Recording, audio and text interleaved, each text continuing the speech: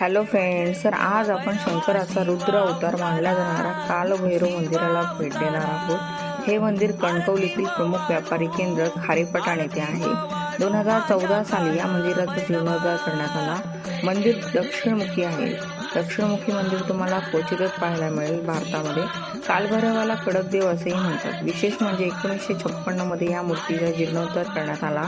आता करण्यात आलेल्या जीर्णोद्धारामध्ये इतर सगळ्या मूर्त्या नवीन बसवण्यात आलेल्या आहेत, पण कालभैरवाने कौल न दिल्याने ही एकमेव मूर्ती अशी आहे की ती 1956चीच ठेवलेली आहे। आणि विश्वाचं रक्षण करण्यासाठी कालभैरवाने 8 दिशांना 8 रूपे घेतली आहेत। त्याचे सुद्धा इथे छान असे वर्णन करून तिथे 8 दिशांना अशा 8 मूर्त्या तिथे लावलेल्या आहेत, तुम्हाला दिसतीलच।